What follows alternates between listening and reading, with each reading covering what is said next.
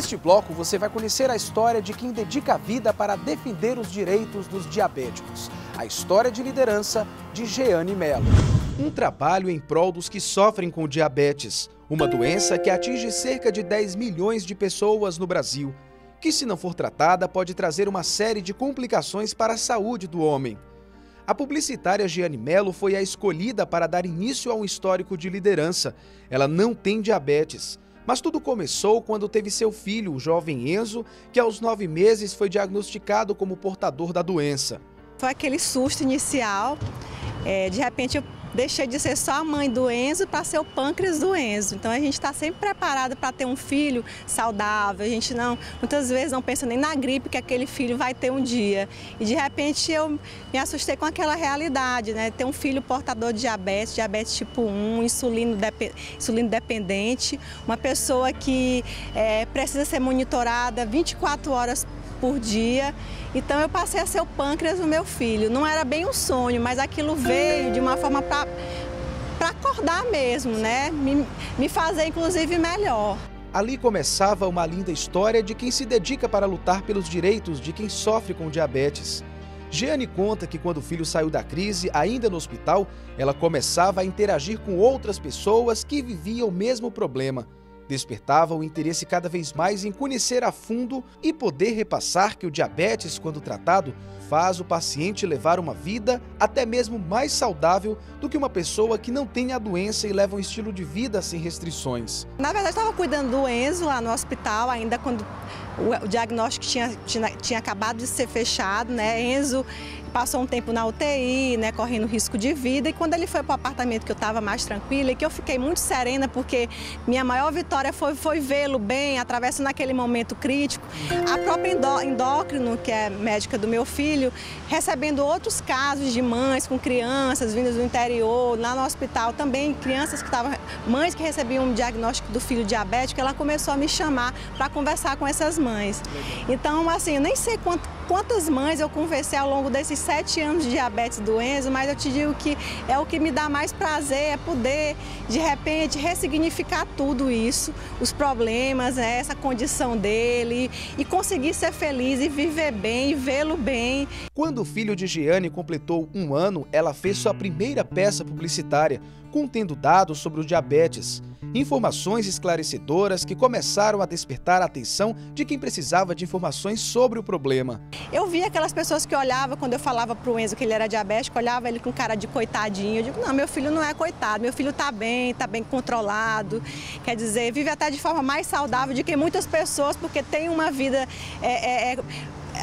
come as coisas certas na hora certa, faz uma atividade física. Então, assim, tomava a insulinazinha dele no horário. Então começou a me incomodar, principalmente não era o fato das pessoas olharem para ele como coitadinho, mas de não saberem nada, não saberem muito sobre a doença. Então eu fiz um panfleto, né, quer dizer, usando até um pouco do meu conhecimento, eu sou publicitária, então esse é meu momento de pegar esse meu lado de profissional, de propaganda, enfim, e começar a transformar para fazer coisas boas, para trabalhar, para divulgar, né, para falar um pouco do diabetes.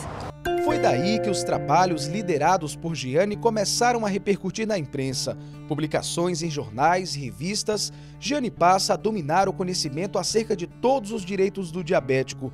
Cria um projeto de lei municipal para que os medicamentos utilizados no tratamento sejam distribuídos de forma gratuita para a população carente. Na gestão passada do ex-prefeito Eumano Ferrer, ela criou o movimento Assina Eumano, mas infelizmente não obteve o retorno que esperava. Passei a lutar, inclusive tive o apoio da doutora Cláudia Seabra, que é promotora da saúde do estado, e aí eu, quer dizer, munido de muitas informações, conhecendo que existiam leis municipais ou estaduais complementares, já que a lei federal não funcionava 100%, já que o artigo 2, que diz que essa lista de medicamentos precisa ser atualizado com bastante regularidade, anualmente, enfim, não vinha acontecendo. Então, assim, não, é hora de acordar, assim, de ver a dificuldade das pessoas descompensadas, pessoas que não tinham dinheiro para comprar aquela medicação, que precisavam de ajuda. Então veio a ideia de levar, né, né, de apresentar para o vereador Ferreira um projeto de uma lei municipal. Fui com um amigo que era amigo do Ferreira, quer dizer, os amigos sempre foram importantes nesse processo todo, e ele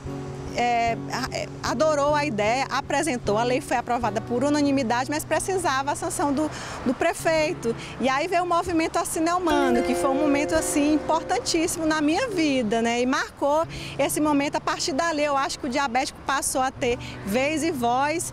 Constituímos a Associação dos Diabéticos do Piauí. Diante da necessidade de se ter uma organização que facilitasse o fluxo de ideias e que pudesse difundir ainda mais informações para esclarecer a população, Jeane cria a ADIP, Associação dos Diabéticos do Piauí, mais uma conquista que a enche de orgulho e que faz com que ela continue sua luta incansável em prol dos diabéticos. A princípio eu lutava muito pelo Enzo, né? Então a princípio assim, munido de informação, junto com meu marido, minha família, a gente foi buscar. E eu gosto muito de falar, direitos não são privilégios. Então nós somos cidadãos, pagamos impostos caríssimos e temos direitos. Quer dizer, a própria Constituição, a Carta Magna, diz que a saúde é o direito de todos e um dever do Estado. Então é uma frase que justifica tudo, né? Justifica tudo. Então eu fui lá, a princípio lutando pelo Enzo, percebendo a dificuldade das pessoas, conhecendo histórias de pessoas que tinham pés, membros amputados, estavam ali fazendo hemodiálise, por quê? Conversando, a dificuldade de acesso ao medicamento, a um aparelhozinho de glicemia e os insumos, a um tratamento de qualidade. Então eu achei que era momento mesmo, né? A lei municipal foi um grito mesmo, porque eu estava lutando por um Enzo, mas no dia a dia eu tinha contato com outros diabéticos. Por fim, a emoção de poder encabeçar um projeto tão belo e que soma conquistas em prol de quem possui uma doença silenciosa, mas que, se tratada, é possível levar uma vida normal. Jeane se sente gratificada, um exemplo de líder que inspira, o exemplo de quem dedica a vida para servir. Esta é Jeane Melo, publicitária, mãe do menino Enzo, a líder da ADIP, a mulher que tem buscado forças para mudar uma realidade para melhor. Olha, eu não sei nem dizer, porque é um conjunto de emoção. Todo dia eu inauguro uma emoção nova. Ou é de ouvir de alguém que a ADIP com a ADIP ela se fortaleceu, ela vive melhor, ela está com autoestima em dia. Ou é de ver que por meio da ADIP aquela pessoa conseguiu ver um médico. Agora mesmo, essa semana, a gente possibilitou uma consulta, uma pessoa que há 8 meses tentava ver um endocrinologista. É muito comum esse tipo de situação. Então, é ver, de repente, que a partir do nosso trabalho as pessoas estão se cuidando melhor, fazendo escolhas saudáveis, mais conscientes a respeito dos seus direitos, e ver, na verdade, que além do discurso que a gente coloca no dia a dia, uma vez por mês a gente se encontra com os associados, nós estamos juntos com os gestores, e é muito gratificante vê-los acreditando e sendo parceiros. No quadro Líder por Elas, a jornalista Edna Maciel vai contar a história da líder Terezinha Machado, que criou uma creche que atualmente atende cerca de 3.000 crianças carentes da Zona Sul de Teresina.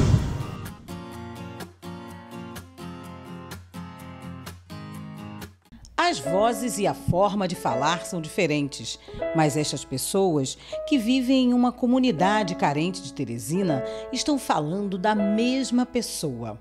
A nossa líder, Dona Terezinha, tem expressão frágil e sofrida, mas sua história é de luta e liderança. Ainda com 22 anos, a pedagoga, que se orgulha ao mostrar as fotos de formatura, sentiu que sua vocação não era somente educar, necessitava fazer algo mais. E não era só por ela e sua família.